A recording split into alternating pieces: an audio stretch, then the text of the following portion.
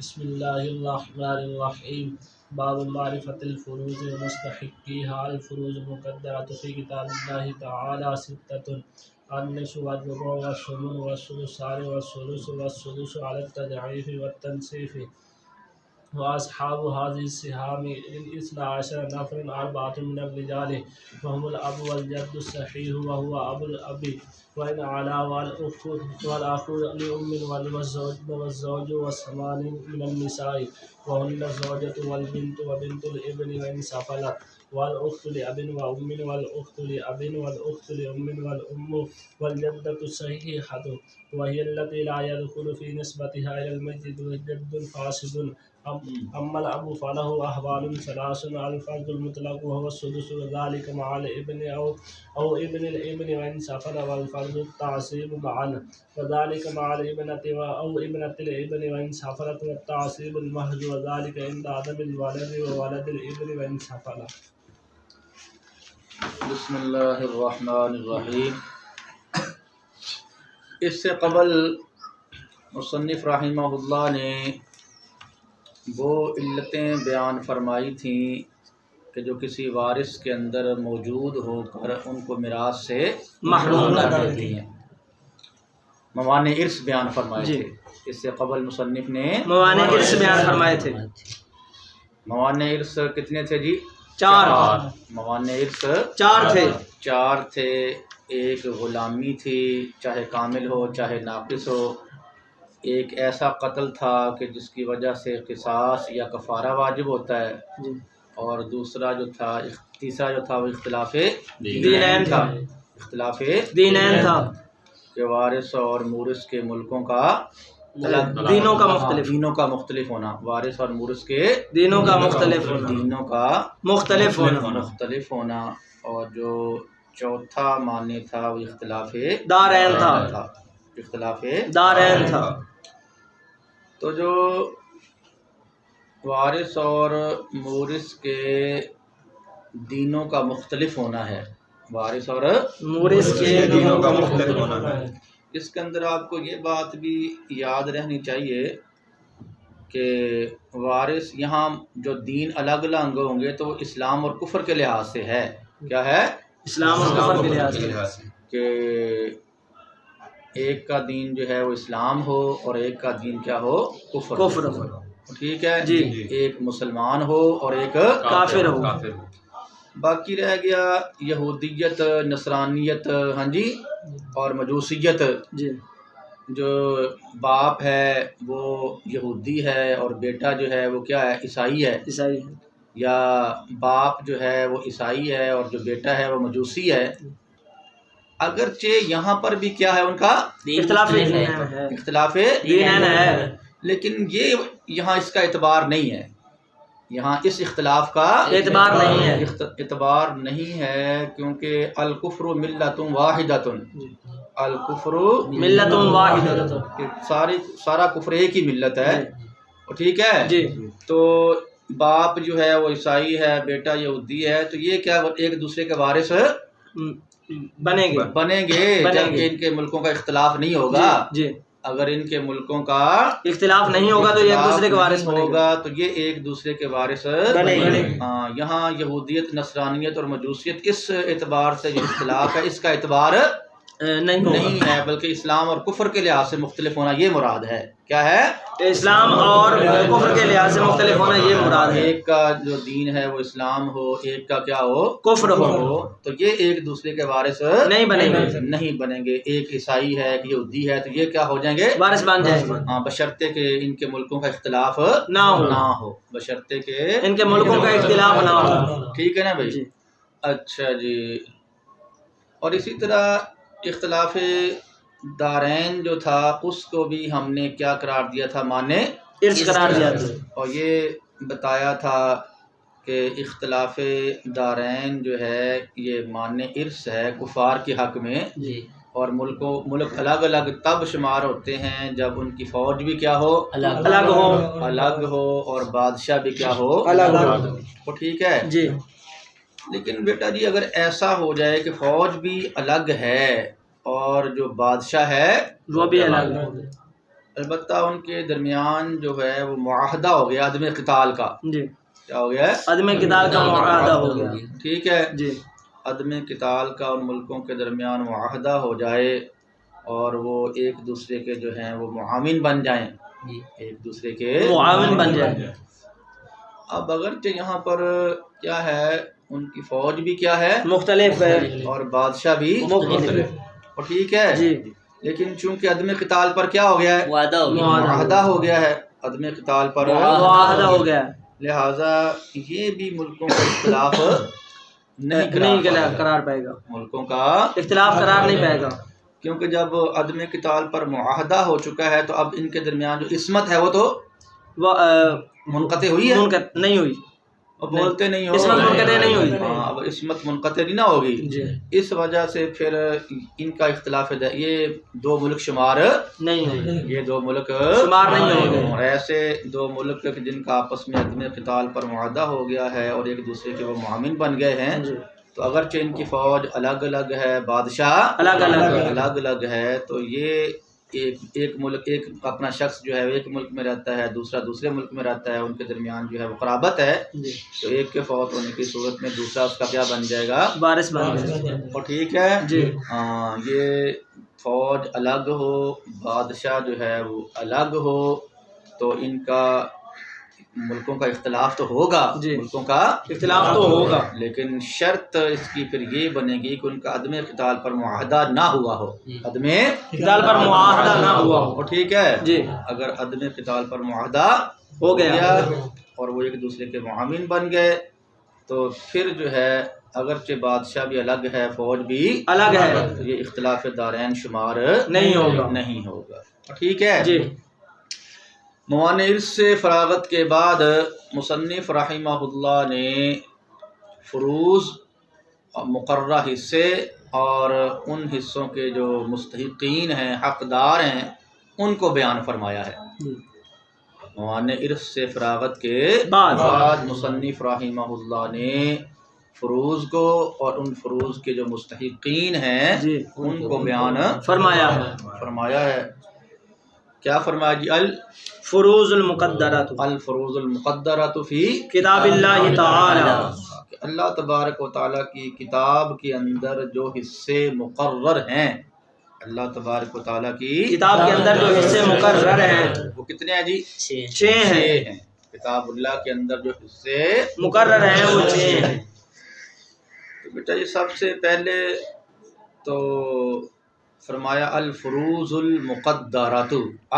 فروض المقدرات، فروض فرض کی جمع ہے، جی فروض فرض کی جمع ہے. مقررہ حصہ، جی مقررہ حصہ، اور الفروض المقدرات مقررہ حصے، جی الفروض مقدرات مقررہ حصے. ٹھیک ہے. جی تو حصے جو ہیں وہ 2 قسم پر ہیں. حصے 2 قسم پر ہیں. حصوں کی 2 قسمیں ہیں.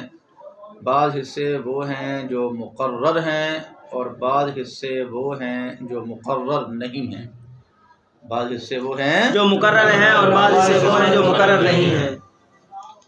اب دیکھو بھئی، جو اصحاب فرائض ہیں، جو اصحاب فرائض ہیں، جن کو ذوی الفروض بھی کہتے ہیں، جن کو ذوی الفروض بھی کہتے ہیں، تو ان حضرات کے جو حصے ہیں وہ مقرر ہیں. جی ان حضرات کے حصے مقرر ہیں. ٹھیک ہے. جی اور جو عصبات ہوتے ہیں اور ذوی الارحام ہوتے ہیں، جی جو عصبات ہوتے ہیں اور ذوی الارحام ہوتے ہیں، ان کے حصے مقرر نہیں ہیں. نہیں ہیں. ٹھیک ہے. جی پھر جو حصے مقرر ہیں، جی پھر جو حصے مقرر ہیں، ان کی پھر 2 قسمیں ہیں. جی ان کی پھر 2 قسمیں ہیں. ایک مقررہ حصے وہ ہیں کہ جو کتاب اللہ کے اندر مقرر کیے گئے ہیں، جی جو کتاب اللہ کے اندر مقرر کیے گئے ہیں.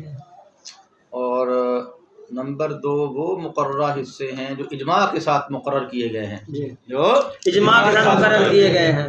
ٹھیک ہے. جی تو مصنف رحمہ اللہ جو ہیں انہوں نے الفروض کے ساتھ المقدرہ کی قید لگائی. جی الفروض کے ساتھ المقدرہ کی قید لگائی. تو الفروض کے ساتھ المقدرہ کی قید لگا کر ان حصوں کو خارج کیا ہے جو مقرر نہیں ہیں، ان حصوں کو خارج کیا جو مقرر نہیں ہے، جیسا کہ اسبات اور ذوی الارحام کے جو حصے ہیں وہ مقرر نہیں ہے، وہ مقرر نہیں ہے، نہیں ہیں، تو الفروض کے ساتھ المقدرہ کی قید لگا کر ان حصوں کو کیا کر دیا؟ نکال دیا ہے، خارج کر دیا ہے، ان حصوں کو خارج کر دیا ہے، خارج کیا ہے، ان حصوں سے احتراز کیا ہے، ان حصوں سے احتراز کیا ہے، ٹھیک ہے جی، اور فی کتاب اللہ کی قید لگا کر ان مقررہ حصوں سے احتراز کیا ہے، ان مقررہ حصوں کو خارج کیا ہے جو کتاب اللہ سے مقرر نہیں ہیں بلکہ اجماع امت سے مقرر ہیں، جی جو کتاب اللہ سے مقرر نہیں ہے بلکہ اجماع امت سے مقرر ہے، ٹھیک ہے جی، جو اجماع امت سے مقرر ہیں وہ مثال کے طور پر آپ کہہ سکتے ہیں کہ جو سبوع ہے، کیا ہے؟ سبوع ہے، سبوع، توسع وغیرہ، یہ 7واں حصہ ہے یا 9واں حصہ ہے، جی، یہ مقرر ہیں، یہ حصے بھی، جی، یہ حصے بھی مقرر ہیں، مقرر ہیں، لیکن وہ اجماع امت سے مقرر کیے گئے ہیں، وہ کتاب اللہ کے اندر مقرر نہیں ہے، ان کا بیان انشاءاللہ تعالی جو ہے نا جی وہ باب الاول کے اندر آئے گا، ان کا بیان باب الاول کے اندر آئے گا، میں جو حصے مقرر تو ہیں لیکن وہ کتاب اللہ کے ذریعے مقرر نہیں بلکہ وہ اجماع امت سے مقرر ہے، اجماع امت سے مقرر ہیں، مثلا 7واں حصہ ہے، 9واں حصہ ہے، یا ان کے علاوہ جو اور حصے ہیں جی، وہ اگرچہ اجماع امت مقرر تو ہیں لیکن وہ اجماع امت سے مقرر ہے، کتاب اللہ سے مقرر نہیں ہے، ان کا بیان آئے گا جا کر کتاب باب الاول کے اندر، ان کا بیان باب الاول کے اندر ہے، ٹھیک ہے جی، تو مصنف رحمہ اللہ نے فرمایا کہ جو حصے کتاب اللہ کے اندر مقرر ہیں وہ کتنے ہیں؟ 6 ہیں، جو حصے کتاب اللہ کے اندر مقرر ہیں وہ 6 ہیں، 6 میں سے جو ایک ہے وہ نصف ہے، جو دوسرا ہے وہ ربع ہے، اور جو تیسرا ہے وہ ثمن ہے، اور جو چوتھا ہے وہ ثلثان، 5واں ثلث اور چھٹا سدس، ٹھیک ہے بھائی جی، جو حصے کتاب اللہ کے اندر مقرر ہیں وہ 6 ہیں، وہ کیا ہیں؟ 6 ہیں، تو یہ جو 6 حصے ہیں علماء نے ان 6 حصوں کو 2 نوعوں کے اندر جو ہے وہ تقسیم کر دیا ہے، ان 6 حصوں کو 2 نوعوں کے اندر تقسیم کر دیا ہے، ان 6 حصوں کی علماء کرام نے 2 نوعیں بنائی ہیں، ان 6 حصوں کی 2 نوعیں بنائی ہیں، پہلی نوع کے اندر جو ہے وہ نصف، ربع اور ثمن کو رکھا، پہلی نوع کے اندر نصف، ربع اور ثمن کو رکھا، اور نوع ثانی جو دوسری نوع ہے اس کے اندر جو ہے وہ ثلثان، ثلث اور سدس کو رکھا ہے، ٹھیک ہے جی، مقرر جو کتاب اللہ میں حصے مقرر ہیں وہ کتنے ہیں؟ 6 ہیں، وہ 6 حصے ہیں، ان 6 حصوں کی علماء کرام نے 2 نوعیں بنائی ہیں، جی، ان 6 حصوں کی 2 نوعیں بنائی ہیں، 2 نوعیں بنائی ہیں، پہلی نوع کے اندر جو ہے وہ نصف، ربع اور ثمن کو رکھا ہے، اور دوسری نوع کے اندر ثلثان، ثلث اور سدس کو رکھا ہے۔ نصف کا مطلب ہے آدھا، نصف کا مطلب آدھا ہے، 1/2، 1/2 آدھا حصہ، جی، ٹھیک ہے جی، ربع کا مطلب ہے چوتھا حصہ، ربع کا مطلب چوتھا حصہ، 1/4، 1/4، اور سمن کا مطلب ہے 8واں حصہ، جی، سمن کا مطلب 8واں حصہ، 1/8، 1/8، ٹھیک ہے، اور جو دوسری نوع کے اندر 3 حصے ہیں ان میں سے جو پہلا حصہ ہے وہ ثلثان ہے، کیا ہے؟ ثلثان ہے، 2/3، کیا ہے؟ 2/3، 2/3، 2/3، اور جو دوسرا حصہ ہے وہ ثلث تہائی ہے، جی، کیا ہے؟ تہائی ہے، یعنی 1/3، اور ٹھیک ہے، جی، اور جو تیسرا حصہ ہے وہ سدس، چھٹا حصہ ہے، کیا ہے؟ چھٹا حصہ، 1/6، 1/6، اور ٹھیک ہے بیٹا جی، جی، تو جو حصے کتاب اللہ کے اندر مقرر ہیں وہ کتنے ہیں؟ 6 ہیں، وہ 6 ہیں، 6 کی علماء کرام نے جو ہیں وہ 2 نوعیں بنائی ہیں. پہلی نوع کے اندر بھی 3 ہیں اور دوسری نوع کے اندر بھی 3 ہیں. پہلی نوع کے اندر جو 3 ہیں وہ ہے نصف، ربع اور ثمن، اور دوسری نوع کے اندر جو 3 ہیں وہ ثلثان، ثلث اور سدس ہے. ٹھیک ہے بھائی جی. اس کے بعد مصنف رحمہ اللہ نے فرمایا ہے کہ یہ جو 2 نوع کے اندر جو 6 حصے ہیں، 2 نوع کے اندر جو 6 حصے ہیں، ان کے درمیان جو تعلق اور ربط ہے، ان کے درمیان جو تعلق اور ربط ہے وہ ہے تضعیف و تنصیف کا. وہ کیا ہے؟ تضعیف و تنصیف کا. یہ جو 2 نوع کے اندر 6 حصے ہیں، تو پہلی نوع کے اندر جو 3 حصے ہیں ان کا بھی آپس میں جو تعلق ہے وہ تضعیف و تنصیف کا ہے، اور دوسری نوع کے اندر جو 3 حصے ہیں ان کا بھی آپس میں جو تعلق اور ربط ہے وہ کیا ہے؟ تضعیف و تنصیف کا ہے. تضعیف و تنصیف کا ہے. اور ٹھیک ہے جی. اب تضعیف کا مطلب کیا ہے، تنصیف کا مطلب کیا ہے، تو اس کو ذرا سمجھ لیں آپ بھائی. تضعیف کا معنی ہے دگنا کرنا. تضعیف کا معنی ہے دگنا کرنا، اور تنصیف کا معنی ہے آدھا کرنا. تضعیف کا معنی دگنا کرنا اور تنصیف کا معنی ہے آدھا کرنا. اور تنصیف نصف ینصف تنصیف کا معنی کیا ہے؟ آدھا کرنا. تو بیٹا جی یہ جو دونوں نوعیں ہیں، یہ جو دونوں نوعیں ہیں، تو ہر نوع کا جو پہلا حصہ ہے، ہر نوع کا جو پہلا حصہ ہے، جب پہلے حصے کو نصف کیا جائے گا، آدھا کیا جائے گا، جب پہلے حصے کا آدھا کیا جائے گا، پہلے حصے کو نصف کیا جائے گا، پہلے حصے کا آدھا کیا جائے گا، تو آدھا کرنے سے اس نوع کا جو ہے وہ دوسرا حصہ حاصل ہوگا، اس نوع کا دوسرا حصہ حاصل ہوگا.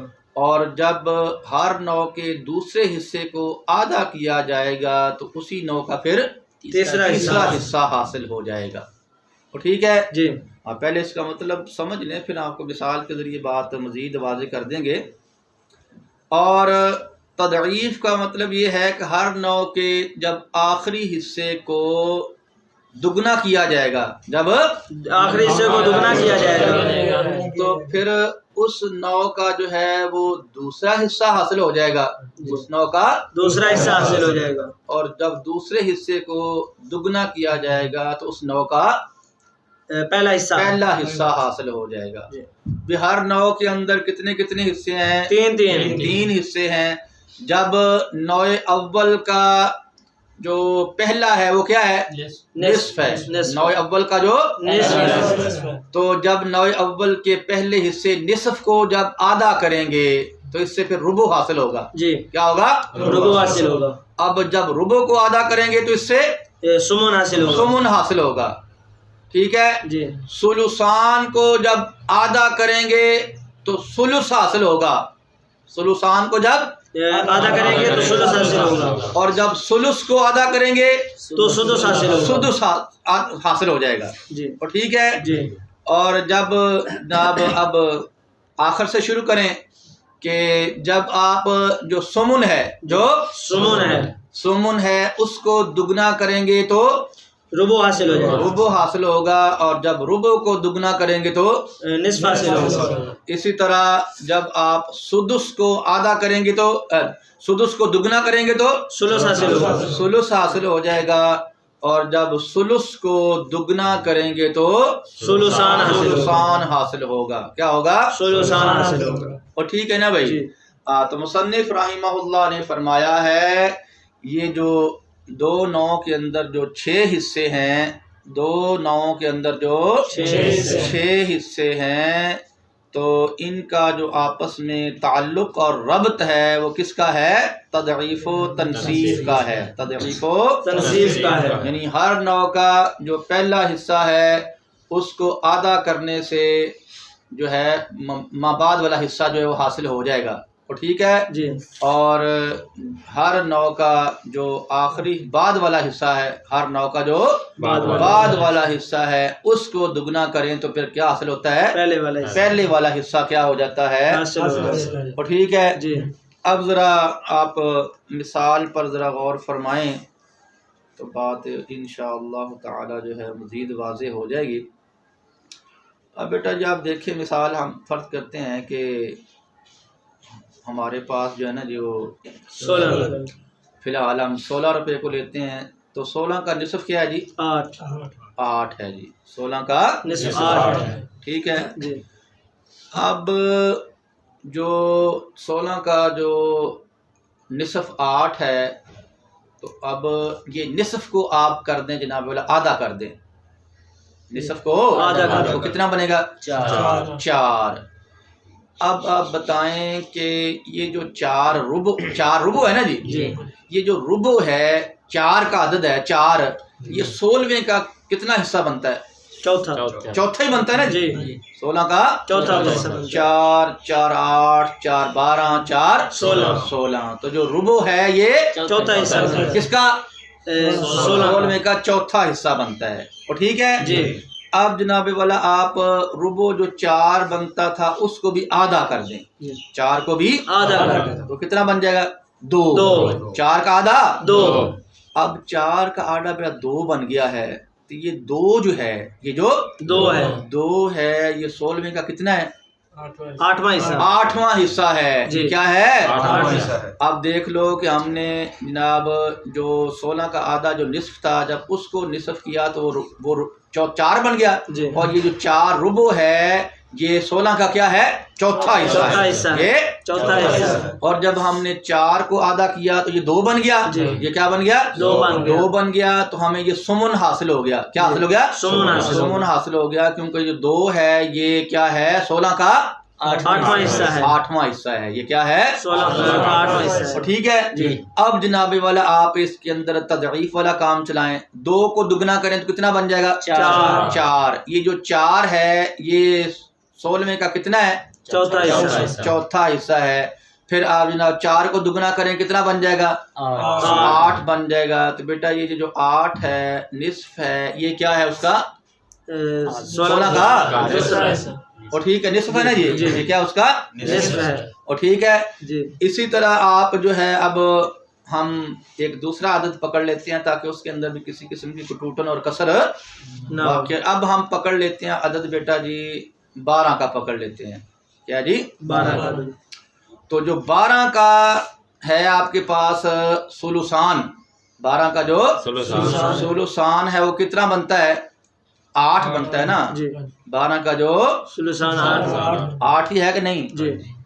تو 12 کا ثلثان جو ہے وہ 8 ہے تو 8 کو جب آپ آدھا کریں گے تو کتنا بن جائے گا؟ 4 بن جائے گا۔ 8 کو آدھا کرنے سے 4 بن جائے گا۔ اب یہ جو 4 ہے یہ 12 کا کتنا بنا؟ تیسرا ثلث حاصل ہو گیا نا جی۔ کیا حاصل ہو گیا ہے؟ ثلث حاصل ہو گیا ہے۔ اب اس کو آپ کیا کریں جب نصف کریں تو نصف کتنا ہوگا؟ 2 نصف ہوگا 2۔ اب یہ جو 2 ہے تو یہ 2 جو ہے یہ 12ویں کا کتنا ہے؟ چھٹا حصہ ہے۔ اس سے کیا حاصل ہو گیا؟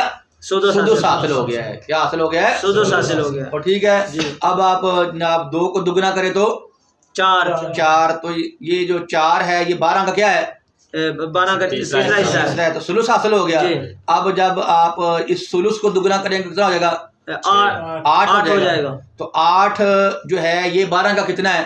یہ 2/3 ہے، 2/3 ثلثان حاصل ہو جائے گا۔ کیا حاصل ہو جائے گا؟ ثلثان حاصل ہو جائے گا۔ اور ٹھیک ہے بیٹا جی ہاں تو یہ ہے فرمایا کہ یہ جو 2 نوعیں ہیں، یہ جو 2 نوعیں ہیں ان کے درمیان جو تعلق ہے ربط ہے وہ کس کا ہے؟ تضعیف و تنصیف کا ہے۔ تضعیف کا معنی ہوتا ہے دگنا کرنا اور تنصیف کا معنی ہوتا ہے آدھا کرنا۔ کیا کرنا؟ آدھا کرنا۔ تو ہر نوع کا جو پہلے والا حصہ ہے جب آپ اس کو ادا کریں گے تو بعد والا حصہ حاصل ہوگا. کیا ہوگا؟ بعد والا حصہ حاصل ہوگا. اور جب ہر نو کے بعد والے حصے کو کیا کریں گے؟ دگنا کریں گے. دگنا کریں گے تو پھر کیا حاصل ہو جائے گا؟ اس نو کا پہلا حصہ پہلے والا حصہ کیا حاصل ہو جائے گا. ٹھیک ہے. نصف کو آدھا کریں تو ربع حاصل ہوتا ہے، ربع کو آدھا کریں تو سمن حاصل ہوتا ہے. سمن کو دگنا کریں تو ربع حاصل ہوگا، ربع کو دگنا کریں تو نصف حاصل ہوگا. ثلثان کو آدھا کریں تو ثلث حاصل ہوگا، ثلث کو آدھا کریں تو سدس حاصل ہوگا. سدس حاصل ہوگا، سدس کو دگنا کریں تو ثلث حاصل ہوگا. ثلث حاصل ہوگا، اور ثلث کو دگنا کریں تو ثلثان حاصل ہوگا. اس کے بعد سمجھ آئی ہے؟ جی. قرآن حمید کے اندر نصف کا ذکر اللہ تبارک و تعالیٰ نے 3 جگہوں پر فرمایا ہے. نصف کا ذکر 3 جگہوں پر فرمایا ہے. سب سے پہلے نصف کا ذکر جہاں پر آیا ہے وہ سورہ نساء شریف کا جو رکوع یوصیکم اللہ ہوا ہے اس کے اندر ہے. حق تبارک و تعالیٰ کا ارشاد ہے وَإِنْ كَانَتْ وَاحِدَةً فَلَهَا النِّصْفُ وَإِنْ كَانَتْ واحدۃ فلها النصف. کہ اگر کوئی شخص فوت ہو جاتا ہے اور اس کی ایک بیٹی ہے، کوئی شخص فوت ہو جاتا ہے اور اس کی ایک بیٹی ہے، ایک بیٹی ہے تو اس کو جو ہے وہ نصف ملتا ہے. اس کو کیا ملتا ہے؟ نصف ملتا ہے. اور دوسری جگہ قرآن مجید فرقان حمید کے اندر نصف کا ذکر ہے تو وہ ہے وَلَكُمْ نِصْفُ مَا تَرَكَ أَزْوَاجُكُمْ إِن لَّمْ يَكُن لَّهُنَّ وَلَدٌ.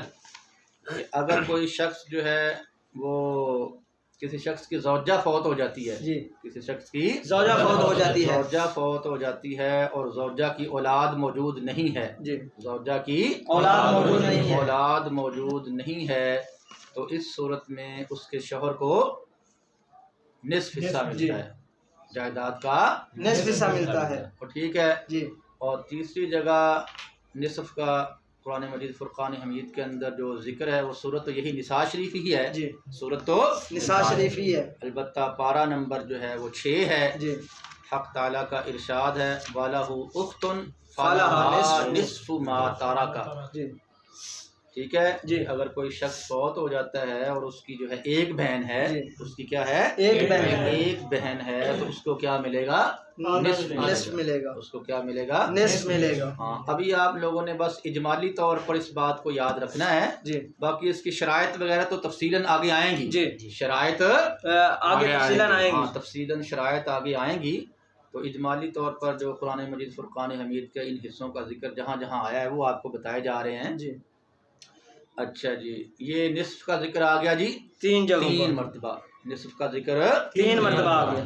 اور نصف کے بعد جو ہے وہ ربع ہے جی. نصف کے بعد ربع ہے. تو ربع کا ذکر قرآن مجید فرقان حمید کے اندر جو ہے وہ 2 جگہوں پر ہے.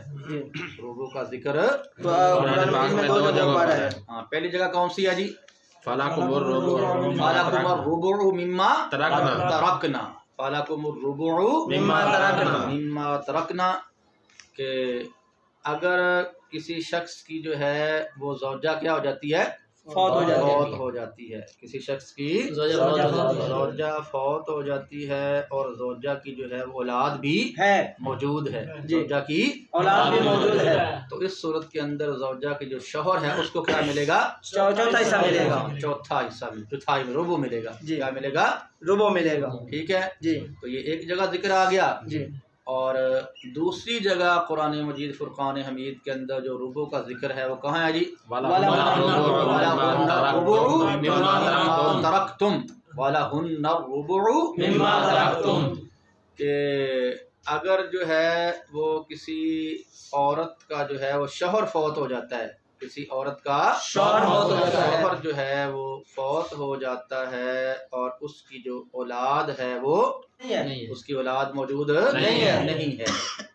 کسی عورت کا شوہر فوت ہو جاتا ہے اور اس کی اولاد موجود نہیں ہے تو اس صورت کے اندر اس کی جو بیوی ہے اس کو کیا ملے گا؟ چوتھا حصہ ملے گا. بیوی کو چوتھا حصہ ملے گا. لو جی. ربع کا جو ذکر ہے وہ قرآن پاک کے اندر 2 جگہوں پر آ گیا. ربع کا ذکر قرآن مجید میں 2 جگہوں پر آ گیا. ٹھیک ہے. جی. اس کے بعد آگے جو سمن کیا آ گیا؟ سمن آ گیا 8واں حصہ. تو 8ویں حصے کا ذکر قرآن مجید فرقان حمید کے اندر صرف ایک جگہ پر آیا ہے. صرف ایک جگہ پر آیا ہے. وہ کیا ہے جی؟ فلہن الثمن مما ترکتم فلہن الثمن مما ترکتم فلہن الثمن مما ترکتم. ٹھیک ہے کہ اگر کوئی شخص جو ہے وہ فوت ہو جاتا ہے، جی. کوئی شخص فوت ہو جاتا ہے فوت ہو جاتا ہے اور اس کی جو اولاد ہے وہ بھی موجود ہے. اگر کوئی شخص فوت ہو جاتا ہے اور اس کی اولاد موجود ہے، اولاد موجود ہے تو اس صورت کے اندر جو بیوی ہے اس کو کیا ملے گا؟ 8واں حصہ ملے گا. 8واں حصہ ملے گا. اس کو کیا ملے گا؟ 8واں حصہ ملے گا. ٹھیک ہے نا جی. بھائی؟ یہ سمن کا ذکر ایک مرتبہ آ جی. گیا. سمن کا ذکر ایک مرتبہ آ گیا. اس کے بعد جی نوع ثانی میں سے جو ثلثان ہے، جی. نوع ثانی میں سے ثلثان ہے. ثلثان ہے تو ثلثان کا ذکر جو ہے وہ قرآن مجید فرقان حمید کے اندر 2 جگہوں پر آیا ہے. جی. ثلثان کا ذکر قرآن مجید میں 2 جگہوں پر آیا ہے. فَإِن كُنَّ نِسَاءً فوق فَوْقَ سنتین سنتین فَلَهُنَّ ثُلُثَ مَا ترک. کہ اگر کوئی شخص فوت ہو جاتا ہے اور اس کی بیٹیاں جو ہیں وہ 2 یا 2 سے زیادہ ہیں، جی. اس کی بیٹیاں 2 یا 2 سے زیادہ ہے تو اس صورت میں ان کو کیا ملے گا؟ ثلثان 2/3 ملے گا. جی. کیا ملے گا؟ 2/3 ملے گا. ایک جگہ ہو گیا. جی.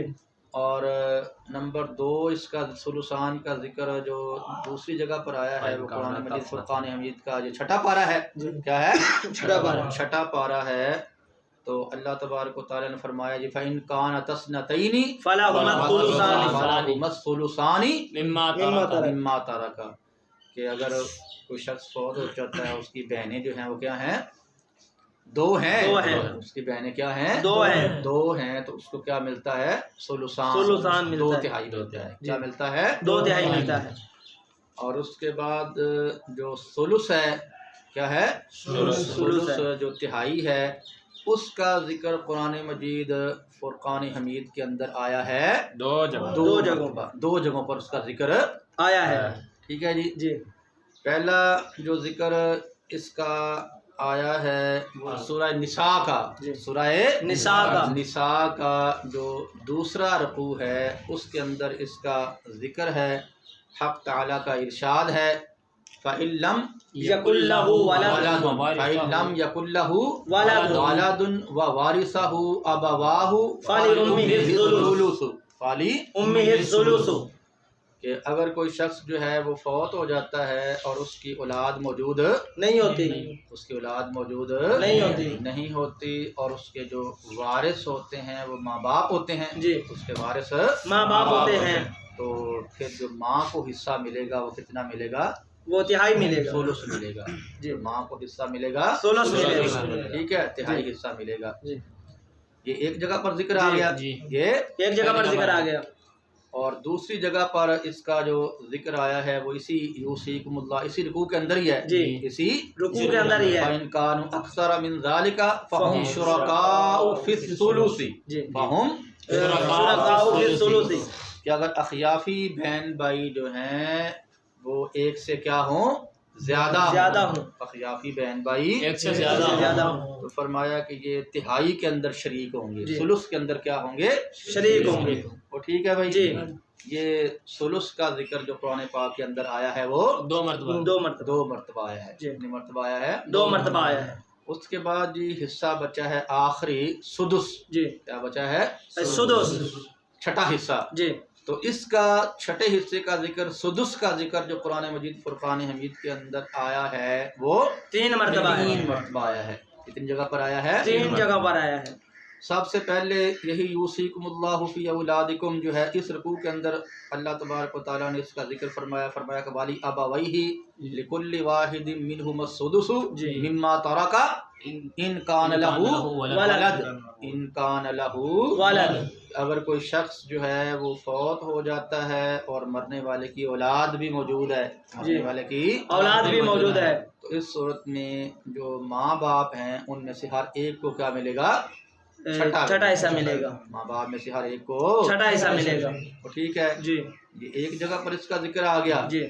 اور اس کے بعد اسی رکوع کے اندر ہی فرمایا گیا فَإِن كَانَ لَهُ إِخْوَةٌ